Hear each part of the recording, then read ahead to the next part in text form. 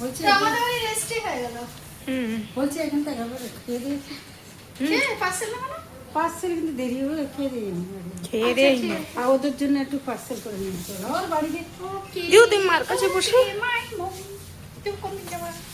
এই না ধর্ম এটা কাছে এটা কাছে বন্ধুরা, ফাইনাল রেস্টে অফিসের নিচে এখন খাচ্ছি, তাই তো? দাঁড়া, কি খাওয়া যায়? আরে দাঁড়া আগে মেনুটা তো দেখতে দে। বিরিয়ানি, বিরিয়ানি। দাঁড়া দেখতে দে। বন্ধুরা, ফাইনালি আমার বাড়ি রেস্টি হয়ে গেছে। আর হচ্ছে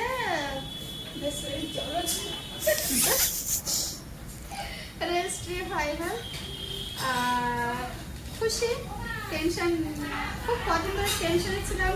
আর আমি টেনশনে থাকলে আমার মা তো সবচেয়ে বেশি টেনশন নেয়। তো আমি যতটুকু পেরেছি নর্মাল থাকার চেষ্টা করেছি, কারণ আমাকে টেনশন দেখলে বাড়ির সবাই টেনশন নেবে। তো যতটুকু পেরেছি নর্মাল থাকার চেষ্টা করেছি, কিন্তু ভালো লাগছে এখন, খুবই ভালো লাগছে। তো আজকে যাদের কাছে রেস্টে নিয়েছি, নেওয়ার পরে তারপরে এখানে কিছু খেতে আসলাম, কেন সারাদিন আমরা কিছু খাইনি। সকালে একটু চা বিস্কিট খেয়ে বেরিয়েছি। আর ফাইনালি এবার ভালো লাগছে, কেননা নিজের জায়গা হোক, যে নিজের ফ্ল্যাট হোক, যা হোক, নিজের হলে একটা মজাই আলাদা, ভালোই লাগে।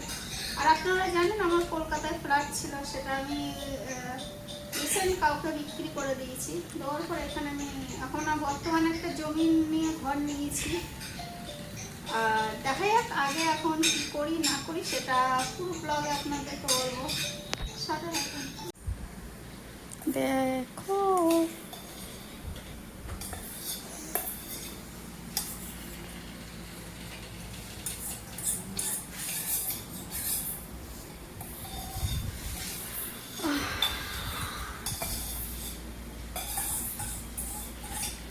মা, কিরম লাগছে বাবু, কিরম লাগছে?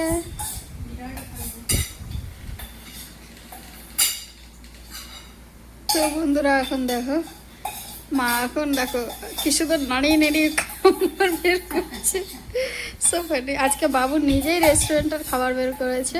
অনেকদিন পরে একটু আসা হলো, সময় তো পাই না আসা। না, অনেকদিন পরে সময় পেলাম, যখন আমরা মৌকা পাই চলে আসি না মা। আমাকে পেলে আসি।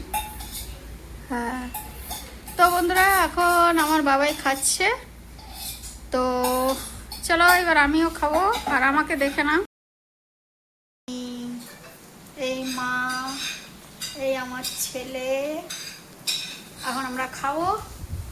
চলো বন্ধুরা ঠুসে নি। আসো, চলো, এই দেখো আলু দিয়ে দিল।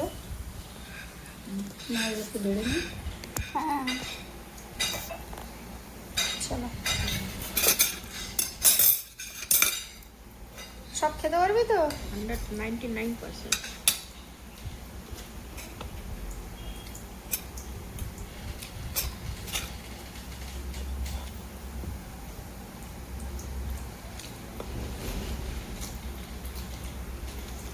ভাই একটা পাতের লঙ্কা নুন দেওয়া যাবে একটু?